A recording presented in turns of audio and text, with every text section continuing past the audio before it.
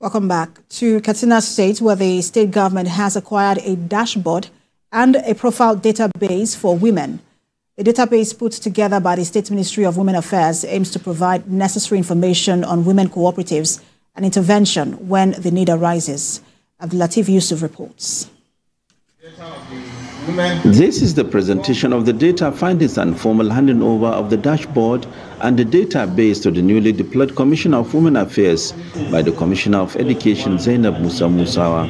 The ministry was able to come up with a reliable data which can be leveraged upon to improve the living standard of women. In addition to this, identified and registered women cooperatives will receive priority in financial support and capacity development in future engagements by the government or multinational organizations. Currently, the dashboard has over 15,000 registered women and over 360 groups. These groups comprise of 50 members. Some groups comprise of 30 members. Some groups comprise of 15 members. And the exercise towards the development is evidence-based. This is evidence-based. This is for decision-making. And to promote economic and self-reliance amongst women. This will enable the ministry to use this as a pool and share expertise, develop peer-to-peer mentorship, and engage in collective information-generating activities. The Permanent Secretary of the Ministry of Women Affairs, who spoke on behalf of his commissioner, lauded the effort and promises to improve upon what has been achieved. I want to assure that the ministry is going to work tirelessly to make sure that this very, very important legacy is duly maintained and sustained for continuity. Lack of database like this has made planning difficult for the government, especially at instances of empowerment programs for women and youth. Abdulatif Yusuf, TVC News, Katsina. A member of the House of Representatives from Ondo State, Festus Adefironye, has called for involvement of traditional rulers, community leaders, and retired security officers in the fight against insecurity in the country.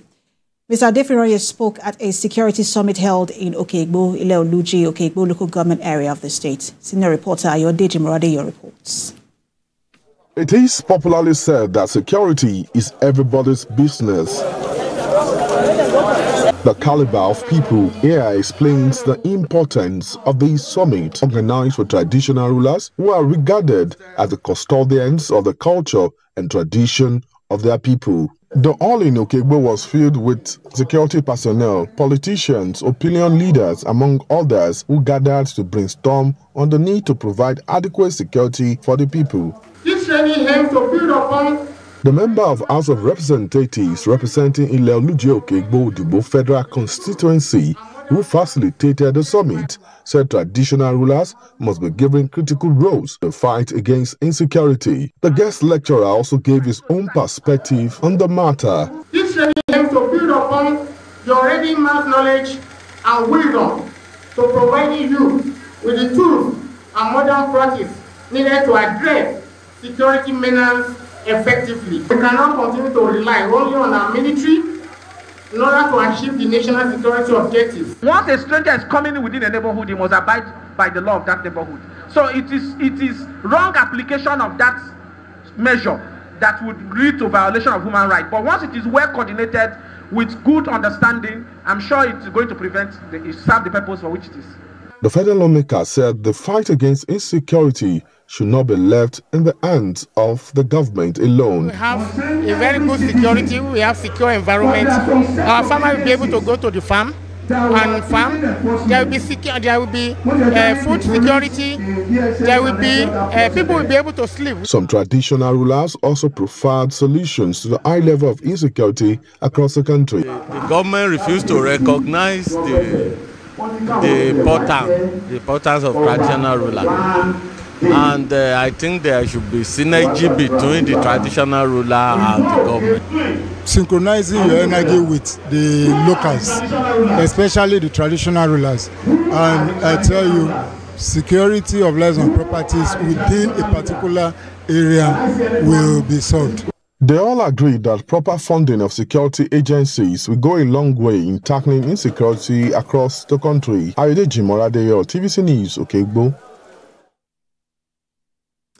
The federal government has launched the Earn from the Soil project in Delta State. The initiative is aimed at empowering women, diversifying the economy, and boosting food sufficiency. You can have major reports, and then we'll return with business updates. Stay with us. Project Earn from the Soil is an offshoot of the Women Economic Empowerment Policy of the federal government. Empowering women is key to a healthier and more economically sustainable society. At the launch of the initiative in Efru, Delta State, Senior Special Assistant to the President on Community Engagement South-South, Gifts Jambu, gives more details about the project. This project aims to create a new generation of women entrepreneurs who will revolutionize our agricultural sector. Our goals as directed by Mr. President is 1, to promote sustainable farming practices that increase agricultural productivity while preserving our precious ecosystem. Our goal 2 is to enhance value addition to our agricultural and agricultural products, focusing on processing and packaging. Point 3 is to develop robust market linkages. Other speakers emphasize how the initiative will help in meeting the Sustainable Development Goal 1, which is eradication of poverty. It then means there is a deliberate course of action being put in place by this initiative that our sisters have brought to us, which means that there is hope. Women can empower empowerment, but the question is how. And that is why this policy was crafted by experts from the World Bank to ensure that all the needs of women across Nigeria, especially the South-South, we capture their needs and we go back to the presidency and implement it.